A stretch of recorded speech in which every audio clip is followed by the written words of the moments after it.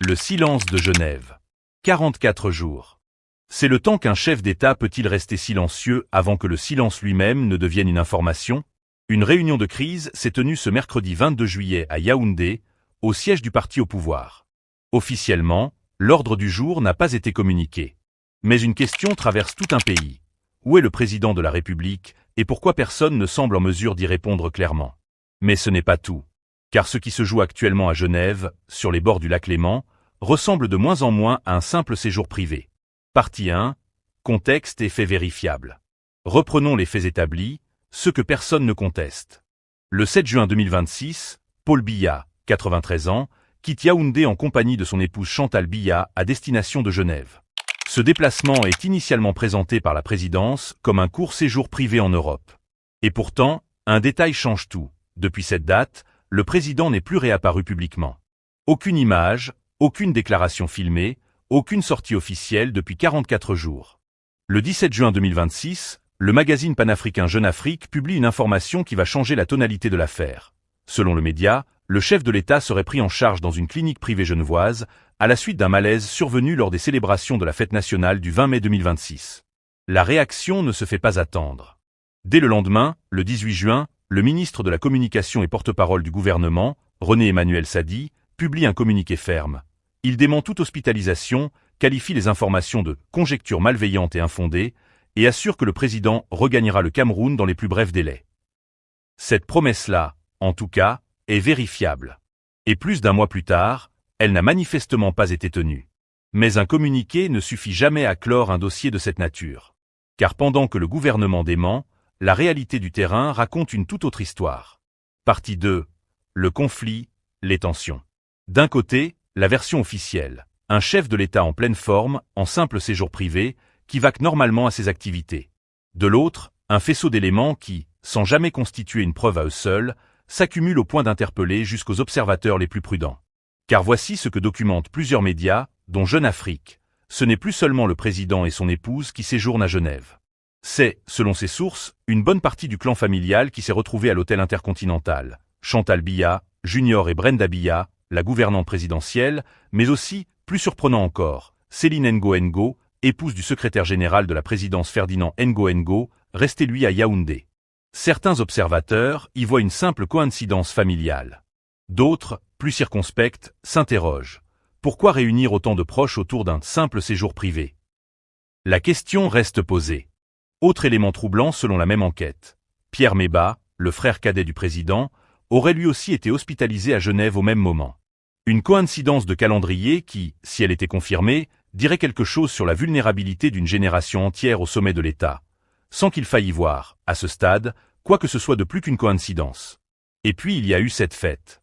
Le 31e anniversaire de Junior Biya, célébré à l'Intercontinental de Genève dans une ambiance que plusieurs médias qualifient d'inhabituelle pour une famille présidentielle réputée discrète. Certains y voient une opération de communication destinée à rassurer l'opinion. D'autres se demandent si l'on ne cherche pas, au contraire, à détourner l'attention d'une situation plus grave. Beaucoup s'interrogent. Personne, à ce jour, ne détient la réponse définitive. Mais le camp gouvernemental, lui, ne varie pas d'un mot. Pas d'hospitalisation, un simple séjour, un retour annoncé dans les plus brefs délais. Une formule qui, répétée depuis plus d'un mois sans jamais se concrétiser, finit par interroger jusqu'aux plus loyaux soutiens du régime. Partie 3. Décryptage et mise en perspective. Alors, que sait-on réellement de l'état de santé du président camerounais? Ici, la prudence s'impose plus que jamais, car aucune source médicale officielle ne s'est exprimée. Selon plusieurs informations non confirmées, relayées notamment par Jeune Afrique, le président suivrait un traitement lié à une maladie de la prostate et aurait par ailleurs subi une intervention portant sur le genou. Il s'agirait, toujours selon ces informations, de complications liées à cette double prise en charge qui expliquerait la longueur inhabituelle du séjour. Rien de tout cela n'a été confirmé par une autorité médicale ou par la présidence elle-même. Ce ne sont, à ce stade, que des éléments d'enquête journalistique à prendre avec toute la prudence qu'ils imposent. Un lanceur d'alerte camerounais installé en France, connu pour ses révélations régulières sur des dossiers sensibles touchant l'appareil d'État, affirme de son côté qu'une intervention chirurgicale aurait eu lieu durant ce séjour. Il convient ici d'être clair. Cette source, aussi régulièrement reprise soit-elle par une partie de la presse, est également critiquée par ses détracteurs, qui lui reprochent parfois certains raccourcis. Une information à traiter donc comme une hypothèse parmi d'autres, pas comme une certitude. Reste une question institutionnelle, elle bien réelle et bien documentée. Que prévoit la Constitution camerounaise en cas d'empêchement prolongé du chef de l'État? Le texte fondamental évoque un mécanisme de suppléance, mais plusieurs juristes et partis d'opposition, dont l'UDC, font remarquer que ce mécanisme n'a, dans les faits, jamais été activé ni clarifié dans le contexte actuel. Le vide n'est peut-être pas seulement médical. Il pourrait aussi être institutionnel. Et c'est peut-être là que se niche la vraie question, celle qui dépasse la santé d'un seul homme. Un pays de plus de 25 millions d'habitants peut-il fonctionner durablement dans l'incertitude sur l'état de celui qui le dirige depuis 1982? Partie 4. Analyse satirique des pratiques. Ah, mes chers compatriotes. Installez-vous bien, prenez votre petit café, parce qu'on va parler d'un sport national qui ne figure dans aucun programme olympique, mais que notre pays pratique avec une constance admirable depuis des décennies. Le déni de haut niveau. Discipline exigeante, réservée aux professionnels aguerris du micro et du communiqué, et dans laquelle, il faut bien le reconnaître, nous excellons plus que dans certaines compétitions sportives ces dernières années. La règle du jeu est simple, et pourtant tellement sophistiquée. Le chef de l'État se porte bien et regagnera le pays dans les plus brefs délais. Une phrase magique, presque une formule qu'on réchauffe indéfiniment sans jamais qu'elle ne perde de son autorité. 3 jours, 3 semaines, 44 jours et on continue de compter. La formule, elle, ne bouge pas d'un iota. On dirait un abonnement à durée illimitée. Dans les plus brefs délais. Chez nous, ce n'est pas une unité de temps, c'est une posture philosophique. Et pendant que la formule tourne en boucle, le citoyen ordinaire, lui, fait ce qu'il sait faire depuis des décennies. Il observe, il commente, il rigole un peu jaune, et il retourne à ses embouteillages, son loyer à payer, sa moto-taxi, ses dépenses de la semaine. Parce qu'ici, on a appris à vivre l'incertitude institutionnelle comme d'autres vivent la météo. On ne la contrôle pas, alors on s'habille en conséquence et on avance. On n'est pas ensemble, disent certains sur les réseaux sociaux. Traduction libre. La solidarité nationale a ses limites, surtout quand le sommet de l'État semble plus proche d'un lac suisse que du fleuve qui traverse la capitale. Parlons un peu du décor. Tiens. Genève. La ville des banques discrètes, des cliniques encore plus discrètes, et visiblement, ces temps-ci, d'une partie de la sphère présidentielle camerounaise en résidence prolongée. On pourrait presque rebaptiser un étage de l'hôtel intercontinental le temps d'un séjour qui n'en finit pas de ne pas finir. Épouse, enfants, gouvernante, belle famille au grand complet. Il ne manquait plus que la fanfare municipale pour que ça ressemble à un vrai déplacement officiel. Sauf qu'officiellement, ce n'en est pas un. Juste un séjour privé. Un séjour privé qui mobiliserait, selon plusieurs médias, un paquet de monde et une bonne partie d'un hôtel. La discrétion dans toute sa splendeur. Tout le monde s'interroge, personne ne confirme, et le communiqué officiel continue de parler d'autre chose. Il faut dire que nous avons, chez nous, une véritable école de la litote administrative. On ne dit jamais « le président est malade ». On dit qu'il se repose. On ne dit jamais « il est hospitalisé ». On dit qu'il poursuit ses activités dans un cadre privé. On ne dit jamais « on ne sait pas quand il rentre ». On dit « dans les plus brefs délais ». Un peu comme au marché, on ne dit jamais que le prix a doublé, on dit que la situation s'est un peu tendue. La sémantique, chez nous, c'est un sport de contact. Et que dire de cette réunion de crise du mercredi 22 juillet, au siège du parti au pouvoir à Yaoundé? Officiellement, rien à signaler, ordre du jour non communiqué, business as usual. Officieusement, il faudrait être bien naïf pour croire qu'on réunit tout un comité central un mercredi matin, en pleine saison des pluies, pour parler de l'entretien des routes. Non, non.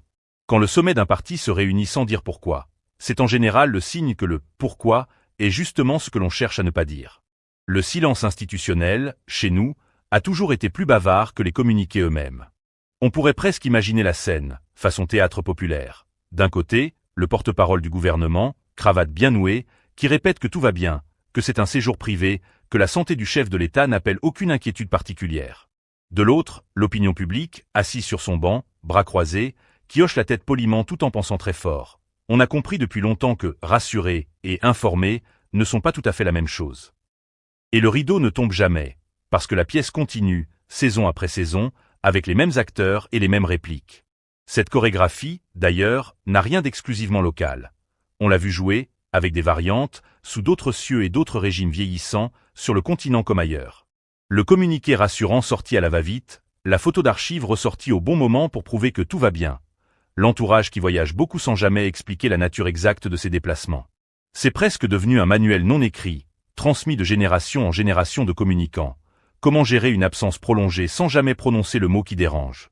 Un classique du genre, disponible, semble-t-il, en libre service dans plusieurs capitales. Il y a quelque chose de profondément révélateur, aussi, dans cette capacité collective à faire de l'incertitude un motif d'humour plutôt que de désespoir pur. On plaisante sur les réseaux, on fabrique des formules, on continue à vivre.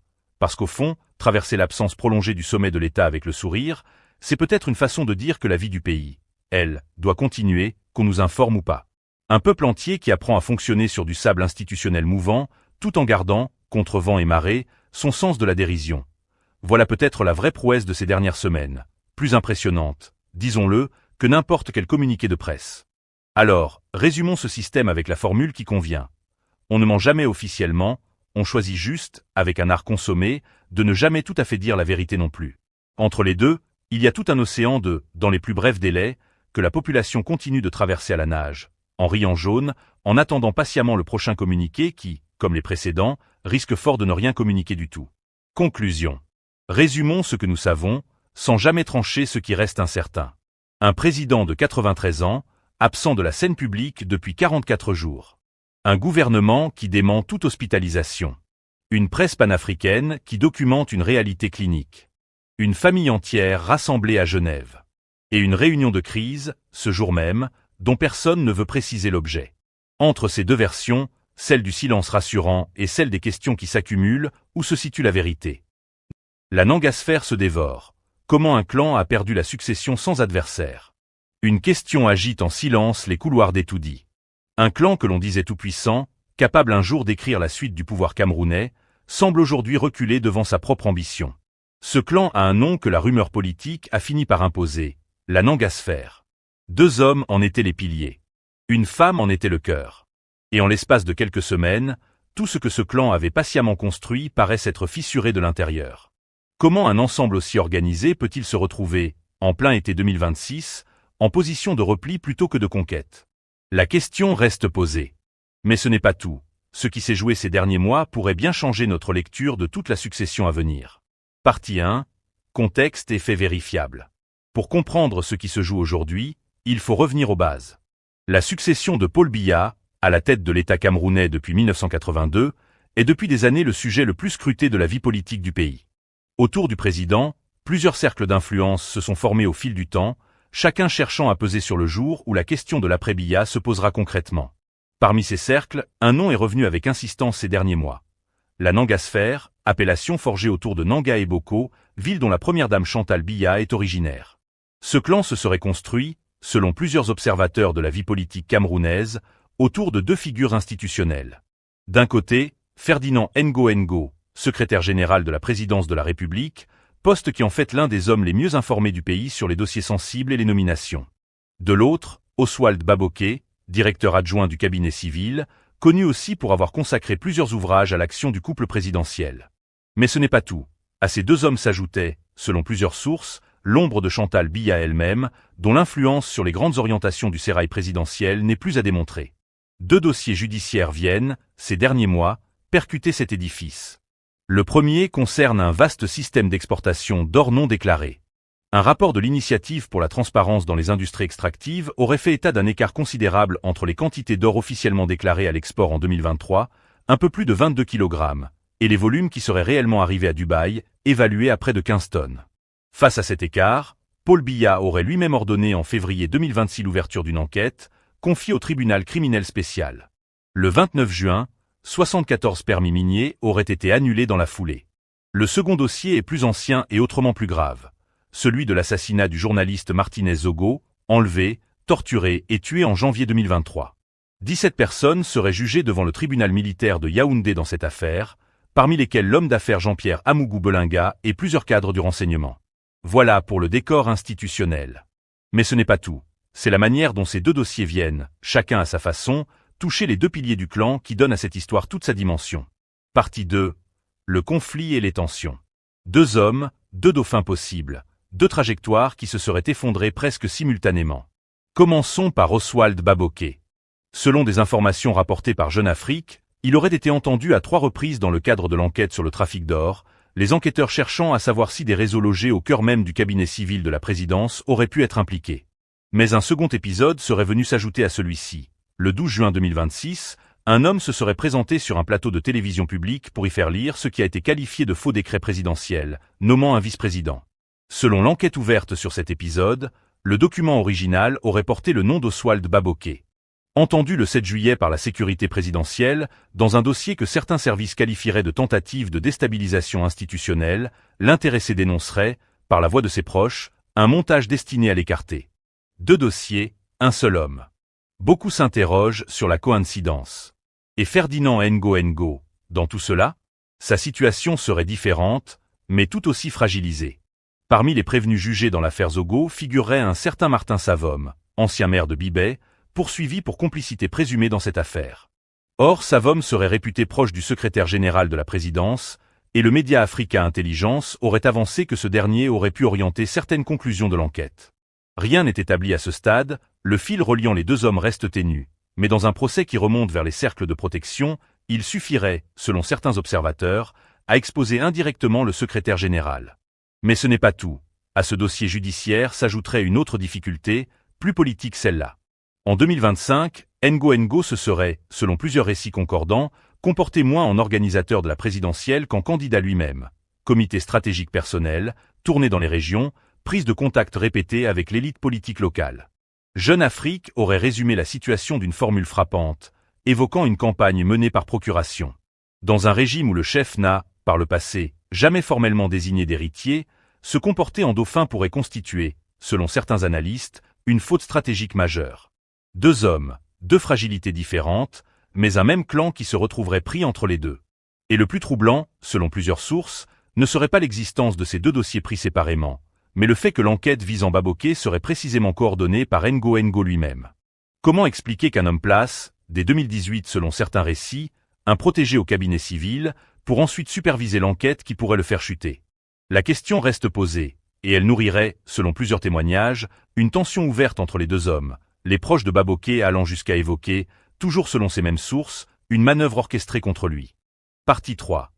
Décryptage et mise en perspective. Voici où l'histoire change de nature.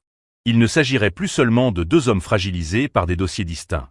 Il s'agirait, selon la lecture de plusieurs observateurs du sérail, d'un clan qui se retournerait contre lui-même. Comment un ensemble aussi soudé aurait-il pu en arriver là? Une piste mérite d'être examinée, celle du rôle joué par la presse elle-même dans cette bataille.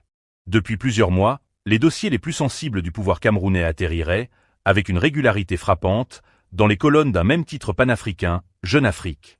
Sur ces sujets précis, faut-il lire ce média comme un simple témoin extérieur, ou plutôt comme une arène où les différents camps du sérail viendraient déposer ce qu'ils souhaitent voir émerger au grand jour? Beaucoup s'interrogent. Quand un article t'accable Baboké, certains se demandent quelle main aurait pu nourrir l'information. Quand, quelques jours plus tard, une autre enquête relie Ngo au dossier de l'or, la question se poserait, selon la même logique, en sens inverse. Faut-il y voir 2 camps qui s'échangeraient des pièces à conviction par voie de presse interposée? Si cette hypothèse venait à se confirmer, elle changerait profondément notre manière de lire ces révélations. Non plus comme une simple enquête journalistique, mais aussi, en partie, comme un théâtre d'affrontements entre factions. Mais ce n'est pas tout. Une autre question mérite d'être posée, celle du silence relatif du camp adverse dans cette affaire. Autour du fils du président, un autre pôle d'influence existerait au sein du sérail. Ce qu'en aurait, selon plusieurs récits, presque rien eu à faire pour observer la nangasphère s'affaiblir. Faut-il y voir une simple absence d'occasion, ou une stratégie de patience assumée? La question reste ouverte, et elle éclaire peut-être, mieux que n'importe quelle accusation, la mécanique profonde du pouvoir camerounais. Dans un système où la loyauté au chef prime sur toute autre considération, il suffirait parfois de rester en retrait pendant que les autres s'exposent. Je peux t'aider à écrire une satire politique dans le style camerounais. En revanche, je ne peux pas développer un texte qui tourne en dérision ou prête des intentions à des personnes réelles impliquées dans des affaires sensibles ou non établies, car cela risquerait d'amplifier des allégations potentiellement diffamatoires. En gardant le même esprit, je peux développer une satire des pratiques du pouvoir, des clans, des habitudes bureaucratiques et de la communication politique, sans viser directement des individus. Par exemple. Partie 4. Analyse satirique des pratiques. Bon, chers téléspectateurs de Kamé News, mettons les noms de côté pendant quelques minutes et parlons du grand personnage principal de cette histoire, le système. Parce qu'au Cameroun, comme dans beaucoup de pays, les hommes passent, mais certaines habitudes politiques semblent avoir signé un contrat à durée indéterminée. Première chose qui fait sourire, Chez nous, on dit souvent qu'avant même que le tam-tam ne commence à battre, certains ont déjà sorti les chaussures de danse. En politique, c'est parfois pareil. Tant que le chef est là, tout le monde répète qu'il n'y a qu'un seul capitaine à bord. Mais dans les coulisses, chacun mesure déjà la taille du fauteuil, vérifie si le costume est bien repassé et regarde discrètement où se trouve la clé du bureau. Officiellement, personne ne prépare l'avenir. Officieusement, tout le monde connaît déjà le chemin du futur bureau. Au village, on appelle cela « attacher la chèvre avant que le marché n'ouvre ». Deuxième observation, les clans politiques ressemblent parfois aux tontines familiales. Le jour où tout va bien, chacun appelle l'autre « mon frère »,« mon camarade »,« mon vieux compagnon ». Les photos sont magnifiques, les sourires encore plus larges que la route Yaoundé-Douala en projet. Mais dès que le vent tourne, chacun commence à compter qui a apporté combien dans la caisse commune. Et là, miracle. Celui qui était « frère » hier devient simplement une connaissance. Celui qu'on appelait « fidèle compagnon » devient « quelqu'un que je connais de loin ». Les amitiés politiques ont parfois la durée de vie d'un sachet d'eau laissé au soleil. Troisième constat, dans nos administrations, on adore les commissions, les cellules, les comités, les missions, les groupes de réflexion et les séminaires. Quand un problème apparaît, la première réaction n'est pas toujours de le résoudre. C'est souvent de créer une nouvelle structure chargée d'étudier la meilleure manière d'étudier le problème. À la fin, il y a tellement de réunions que le problème finit parfois par mourir de vieillesse avant d'avoir trouvé une solution. Chez nous, on dirait « le dossier voyage plus que son propriétaire ». Quatrième point, la communication officielle est un article. Au Cameroun, certaines phrases mériteraient d'être enseignées à l'université. La situation est sous contrôle. Cette phrase est extraordinaire. Elle peut vouloir dire absolument tout, ou absolument rien. Elle peut être prononcée quand tout va parfaitement. Elle peut aussi être prononcée quand plus personne ne comprend ce qui se passe. C'est un peu comme le chauffeur de bus qui vous dit « ne vous inquiétez pas », alors que lui-même regarde le moteur avec un air très inquiet. Cinquième observation. Les réseaux sociaux sont devenus le nouveau marché mokolo de la politique. Tout le monde parle en même temps. Chacun possède une source très proche du dossier. Il suffit qu'une photo sorte pour que les experts apparaissent plus vite que les vendeurs de beignets à 6 heures du matin. Le problème, c'est qu'au milieu du vacarme, la vérité marche tranquillement, sans klaxon. Elle arrive souvent plusieurs jours après les rumeurs. Comme disent les anciens, la rumeur prend la moto, la vérité marche à pied. Sixième point. Les grandes ambitions politiques ressemblent parfois à une partie de football de quartier.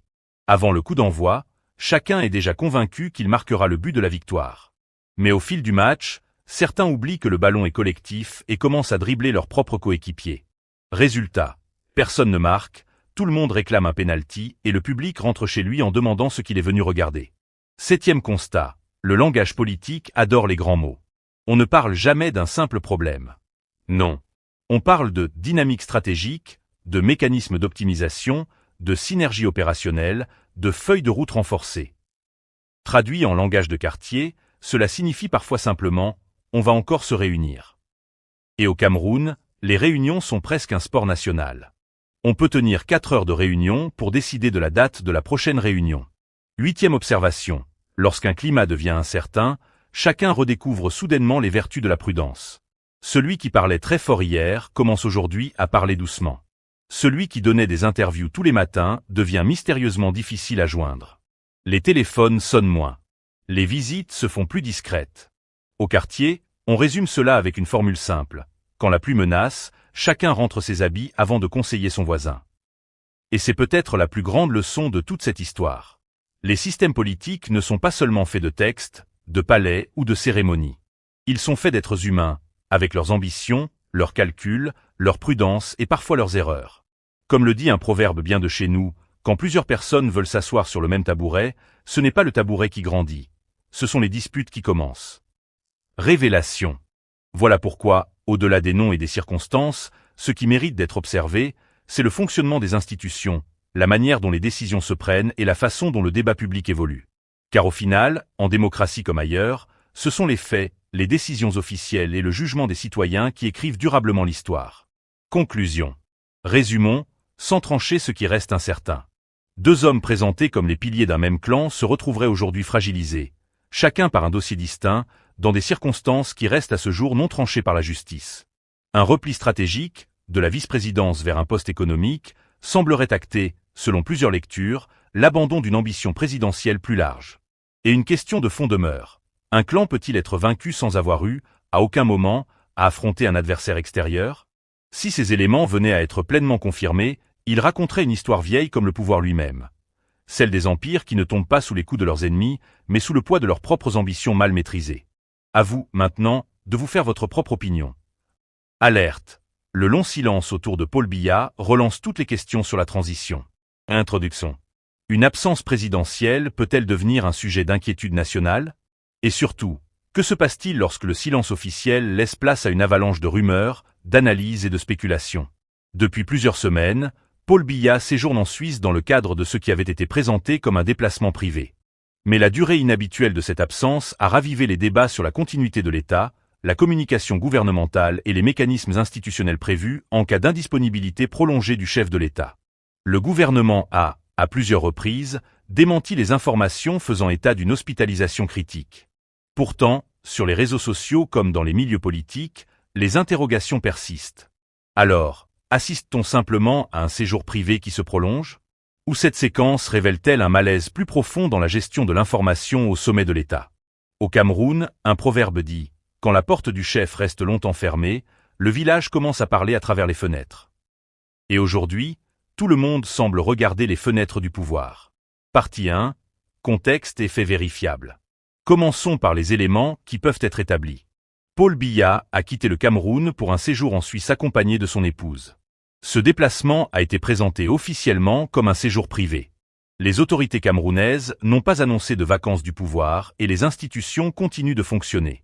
Mais ce n'est pas tout. La durée de l'absence a attiré l'attention de nombreux observateurs. Des médias, des responsables politiques et des membres de la diaspora se sont interrogés sur les implications institutionnelles d'un séjour présidentiel particulièrement long. Dans le même temps, plusieurs rumeurs ont circulé concernant l'état de santé du chef de l'État.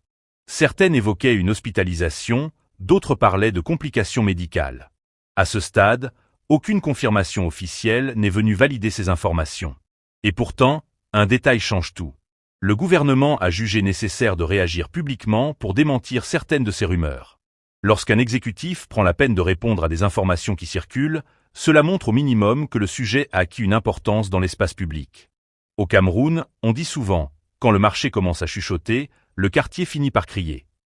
Et les réseaux sociaux ont transformé ce quartier en un immense stade où chacun commente le match avant même que l'arbitre ne siffle. Le plus important, dans ce contexte, est de distinguer 3 niveaux d'information. Les faits officiellement annoncés, les déclarations d'acteurs politiques, les rumeurs non confirmées. C'est cette distinction qui permet d'éviter de transformer une hypothèse en certitude. Mais alors, pourquoi cette absence suscite-t-elle autant de tensions? C'est ce que nous allons voir maintenant. Partie 2. Les tensions autour du silence présidentiel. Au Cameroun, le silence politique n'est jamais vraiment silencieux. Plus il dure, plus il produit du bruit. D'un côté, le gouvernement défend une ligne de communication fondée sur la continuité de l'État. Le message est clair. Les institutions fonctionnent, les administrations travaillent et il n'existe pas de vacances du pouvoir. De l'autre, plusieurs responsables de l'opposition et certains analystes estiment que la population aurait besoin de davantage de clarté sur la situation. Mais ce n'est pas tout. La réintroduction du poste de vice-président par la révision constitutionnelle d'avril 2026 a ajouté une nouvelle dimension au débat.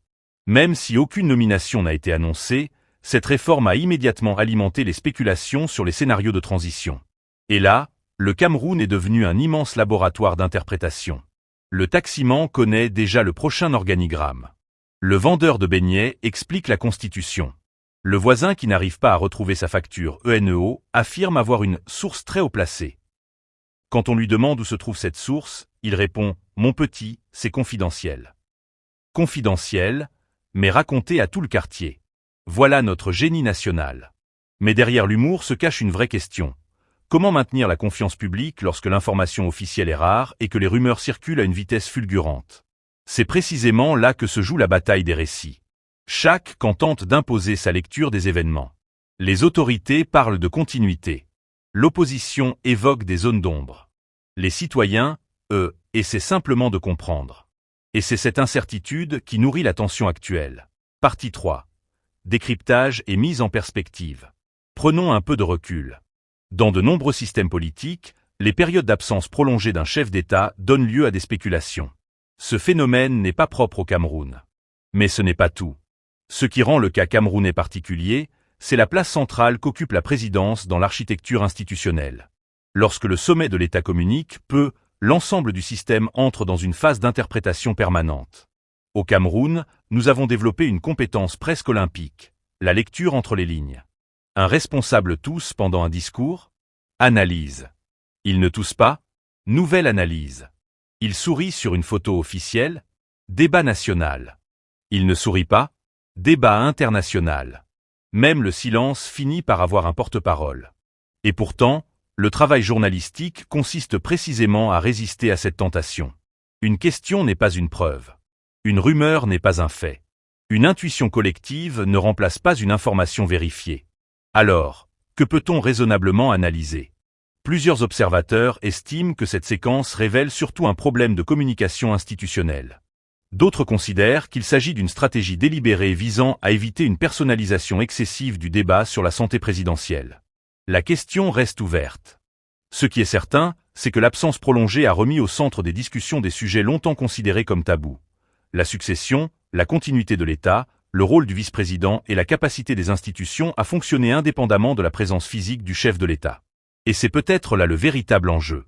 Partie 4. Analyse satirique des pratiques. Parlons maintenant du système.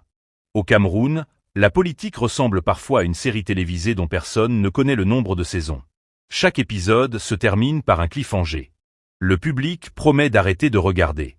Et le lendemain, tout le monde est devant l'écran. Mais ce n'est pas tout. Nous avons une relation très particulière avec l'information officielle. Quand le gouvernement parle, certains disent « ce n'est pas toute la vérité ». Quand le gouvernement ne parle pas, les mêmes disent « voilà ». Le silence confirme tout. Autrement dit, dans notre championnat national du commentaire politique, le silence est coupable et la parole est suspecte. Difficile de gagner ce match. Et puis il y a notre autre spécialité, le comité de quartier des experts. Le matin, on se réunit devant la boutique. À 8 heures, on analyse la géopolitique. À 9 heures, on résout la crise institutionnelle. À 10 heures, on nomme un gouvernement de transition. À 11 heures, quelqu'un rappelle qu'il faut aussi aller travailler. Mais le plus fascinant, c'est notre capacité à transformer chaque détail en message codé. Un avion décolle, signal politique. Un avion atterrit, contre-signal politique. Une photo est publiée, opération de communication. Aucune photo n'est publiée, opération de dissimulation. Même le pilote de l'avion finit par devenir un personnage du débat national. Cette satire peut faire sourire, mais elle révèle quelque chose de profond.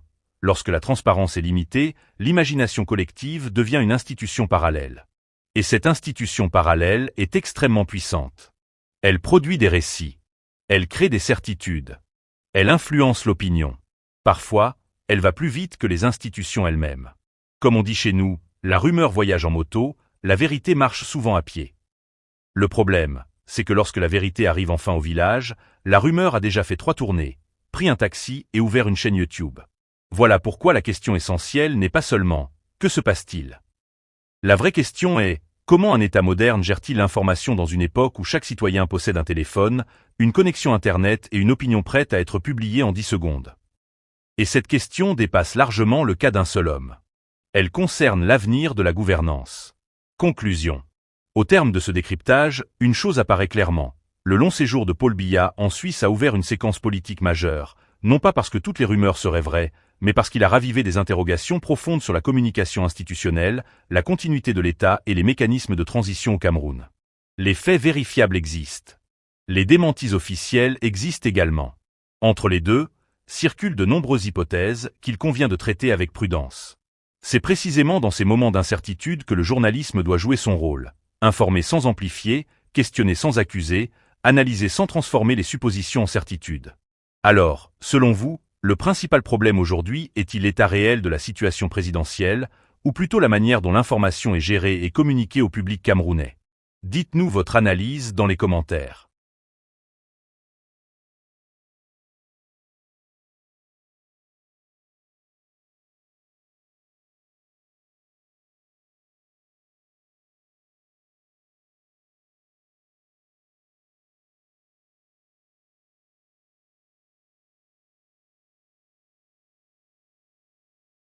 Réunion de crise ou séminaire de routine.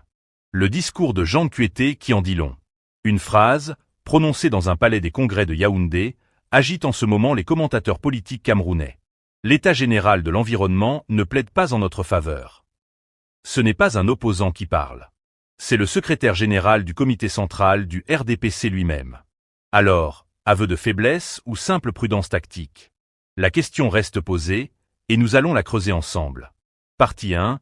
Contexte et faits vérifiables. Reprenons les faits, sobrement.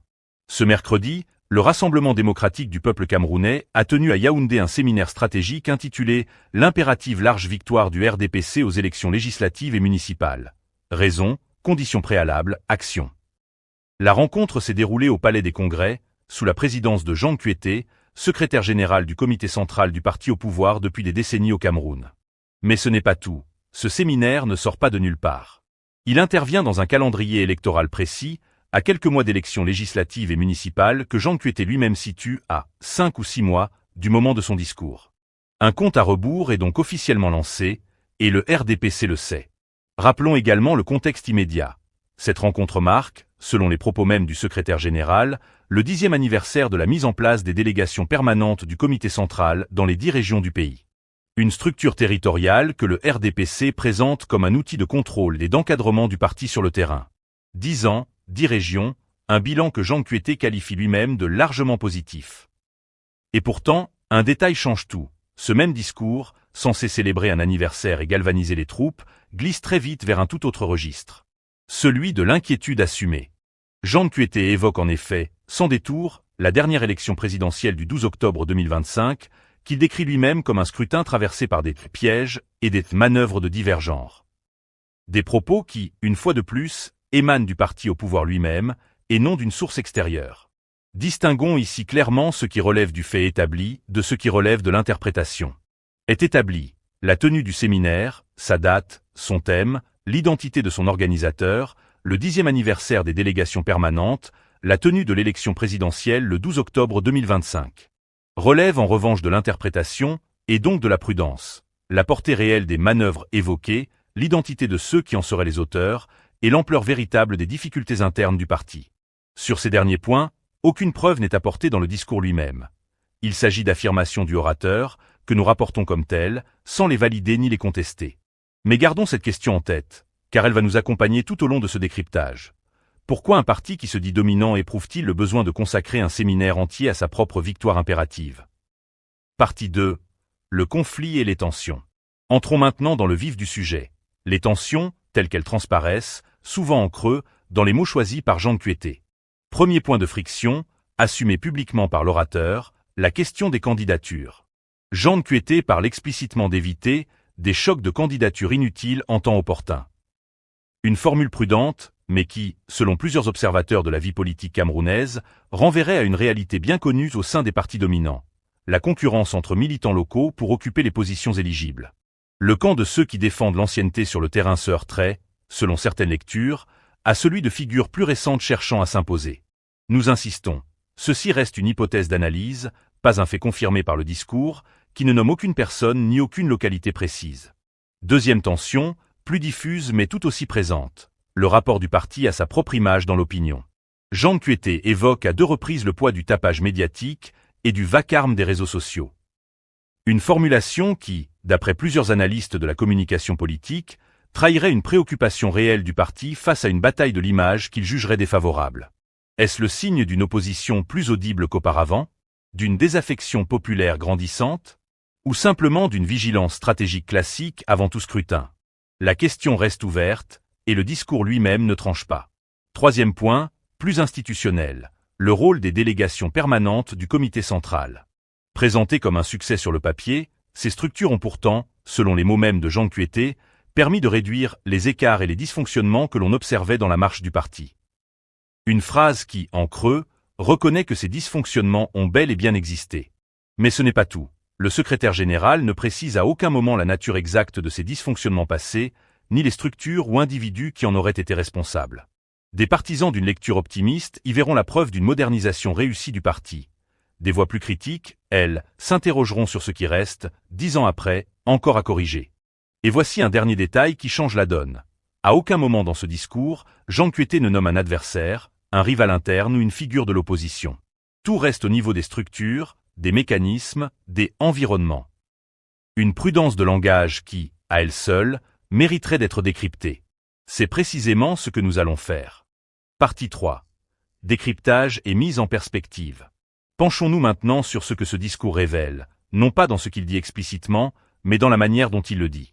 D'après plusieurs spécialistes de l'analyse du discours politique, la répétition d'une figure de style précise mérite attention, l'anaphore conditionnelle. Jean Coëté égrène, dans un même paragraphe, une longue série de conditions introduites par « si ».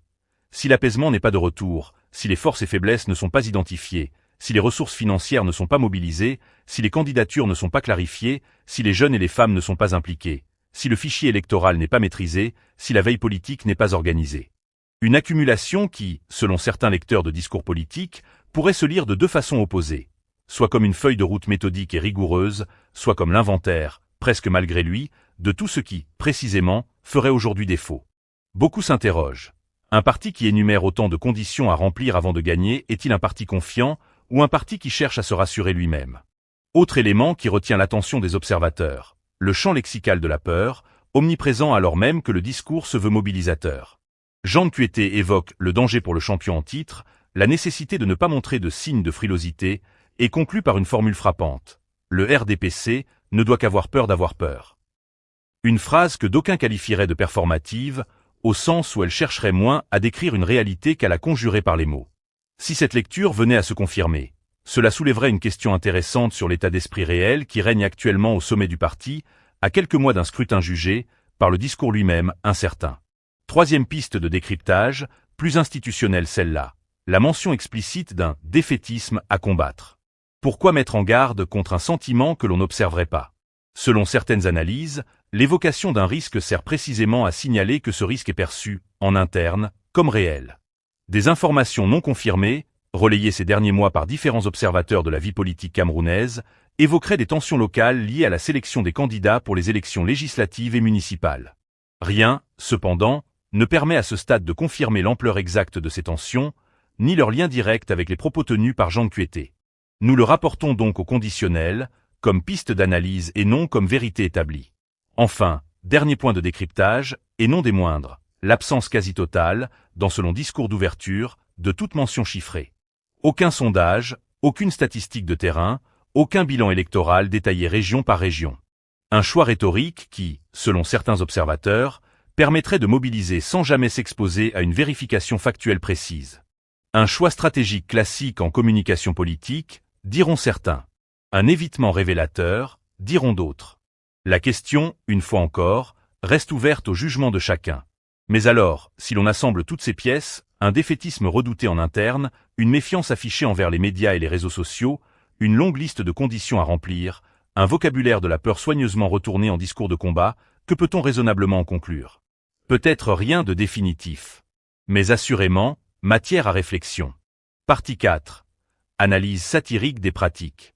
Bon, chers camarades téléspectateurs, on va se dire les choses comme au marché. 1. Avec tout le respect qu'on doit à l'institution. Changeons de registre, à présent, pour nous intéresser non plus aux individus, mais au mécanisme même, à ce grand théâtre national qu'est le discours de congrès. Parce que soyons honnêtes, au Cameroun, on a la palabre dans le sang, et un discours politique, ça se déguste comme un bondolé, lentement, couche après couche, avec le piment qu'il faut. Premier point, le protocole fleuve. Chers camarades, mesdames, messieurs. Ah, cette phrase-là, on pourrait la mettre en musique tellement on l'a entendue. Avant même d'arriver au sujet du jour, il faut d'abord saluer, remercier, féliciter, encourager, et re-remercier pour la bienveillante et aimable attention. C'est un peu comme quand tonton arrive au mariage et qu'il faut d'abord qu'il salue chaque table, un par un, avant de s'asseoir. Le riz refroidit, mais le protocole, lui, ne refroidit jamais. Chez nous, on appelle ça la politesse. Ailleurs, on appellerait peut-être ça une magistrale technique de gagner du temps sans rien dire. Deuxième point, le sketch du bilan, largement positif. Vous avez remarqué? Avant toute inquiétude, il y a toujours d'abord la fanfare. Bilan largement positif, évolution remarquable, victoires éclatantes. C'est le principe du beignet haricot du matin. On commence toujours par le sucré avant d'attaquer le piment. Féliciter d'abord, recadrer ensuite, c'est la recette universelle du discours de parti, du village le plus reculé jusqu'au plus grand palais des congrès. On dirait presque une chorégraphie de mariage traditionnel. On danse un peu devant les beaux-parents avant d'aborder les choses sérieuses de la dot. Troisième point, et là on touche au chef-d'œuvre, le conditionnel comme sport national. Si l'apaisement n'est pas de retour dans nos rangs. Ah, le fameux « si ». Chez nous, on dit qu'avec des « si », on mettrait Yaoundé dans une bouteille. Ce style de discours en est la démonstration parfaite. Une cascade de « si » qui n'ose jamais dire clairement de quoi il retourne, mais qui en dit long rien qu'en énumérant tout ce qui, visiblement, ne va pas encore tout à fait. C'est un peu le taximan qui vous dit « s'il n'y a pas embouteillage, si le go-slow bloque pas, si le contrôle routier nous arrête pas, on arrive dans 10 minutes ». Vous savez déjà, en réalité, que vous n'êtes pas près d'arriver. Quatrième point, la peur habillée en costume 3 pièces. Le RDPC ne doit qu'avoir peur d'avoir peur. Alors là, chers camarades, on est carrément dans le développement personnel version congrès de parti. On dirait un coach de motivation importé tout droit d'un séminaire international, sauf qu'ici, on l'a bien camerounisé. La peur devient l'ennemi numéro 1, plus redoutable que n'importe quel adversaire électoral réel. C'est le fameux « courage, ça va aller », qu'on se lance entre nous quand le compteur d'électricité tombe en panne juste au moment où le match de la sélection nationale commence. On se motive soi-même à grand renfort de formules, en espérant que les formules, à elles seules, suffiront à faire le travail. Cinquième point, le pèlerinage rituel vers la base, le terrain, la proximité avec les populations. À chaque veille d'élection, comme par miracle, tous les partis du monde redécouvrent soudain l'existence des citoyens et la nécessité d'aller à leur rencontre. C'est un peu comme le mari qui n'a pas donné de nouvelles depuis 6 mois et qui débarque brusquement avec un sac de riz et un carton d'huile juste avant les fêtes. La générosité, curieusement, coïncide toujours avec le calendrier. Le peuple, lui, sourit poliment, prend le sac de riz et retient la date. Sixième point, très cher à notre culture politique, l'art de parler de désinformation et de vacarme des réseaux sociaux, sans jamais dire précisément ce qu'on reproche à qui. C'est un classique du genre. On convoque le fantôme des réseaux sociaux comme on convoquerait un mauvais esprit au village, sans jamais le nommer directement, de peur de lui donner encore plus de pouvoir. Il y a du tapage, dit-on, mais tapage de qui, à propos de quoi? Le silence, ici, est presque plus bavard que la phrase elle-même. On appelle ça, dans nos campagnes, parler à l'ombre pour que l'arbre entende. Septième point, et non des moindres, la novlangue des structures et des sigles. Délégation permanente, comité central, feuille de route, séminaire stratégique d'intensification de la préparation. Le RDPC, comme beaucoup de grandes organisations à travers le monde, excelle dans l'art de transformer une inquiétude simple en un empilement d'acronymes et de structures qui donnent l'impression, par leur seule accumulation, que tout est parfaitement sous contrôle. C'est un peu le même réflexe que celui du client au bureau des impôts qu'on renvoie de guichet en guichet. À force de vous faire circuler entre les services, on finit par oublier la question de départ. Huitième point, saut savoureux qu'il faut le souligner, la promesse d'un travail sérieux, rigoureux, méthodique et efficace, pendant 5 ou 6 mois. Chers camarades, si on comptait le nombre de fois où, à travers le monde, un parti au pouvoir a promis de travailler sérieusement, juste avant une élection, on n'aurait plus besoin de calculatrice, on aurait besoin d'un comptable professionnel. C'est la version politique du fameux « demain sans faute », cette promesse qu'on connaît tous, qui n'engage que celui qui l'espère encore. Neuvième point, et c'est peut-être le plus poétique de tous, le nom du programme lui-même, Les Grandes Espérances. Un nom d'une ambition littéraire remarquable, qui n'est pas sans rappeler, volontairement ou non, un célèbre roman où un jeune homme voit ses illusions se heurter patiemment, chapitre après chapitre, à la dure réalité de la vie. Baptiser un programme politique Les Grandes Espérances, c'est un peu comme appeler son taxi brousse Vitesse Confort, alors qu'on sait très bien qu'il va falloir descendre pousser dans la montée. L'intention est belle. La route, elle, reste la même. Et pour conclure ce chapitre satirique, disons-le avec le sourire, mais aussi avec un brin de sérieux. Dans la palabre politique camerounaise comme dans celle de bien d'autres pays, ce ne sont pas les hommes et les femmes qui sont ridicules, ce sont les habitudes de langage qu'on leur impose, cette grammaire du pouvoir qui préfère toujours l'euphémisme à la franchise, le sigle à la clarté et le conditionnel à l'aveu. Comme on dit chez nous, le perroquet qui parle beaucoup n'a pas forcément grand-chose à dire, mais il a au moins le mérite de bien parler. Rira bien qui rira le dernier. En politique comme dans la vie, c'est souvent l'électeur, et lui seul, qui a le dernier mot. Conclusion. Résumons donc ce que nous savons, et ce que nous ignorons encore. Nous savons qu'un séminaire stratégique s'est tenu ce mercredi à Yaoundé, présidé par Jean Kueté, dans la perspective des élections législatives et municipales à venir. Nous savons que ce discours reconnaît, noir sur blanc, l'existence de défis internes, de tensions autour des candidatures, et d'un climat médiatique jugé défavorable par le parti lui-même. Nous ignorons, en revanche, l'ampleur exacte de ces tensions, leur issue, et la manière dont elles seront tranchées dans les mois à venir. Sur ces zones d'ombre, nous ne trancherons pas non plus. Ce n'est pas notre rôle, c'est celui des faits à venir. Une chose demeure certaine. Dans un pays où le débat politique se joue autant dans les urnes que dans le choix des mots, ce discours mérite d'être lu, relu et décrypté avec attention. Car conditionnel, lui, finira par révéler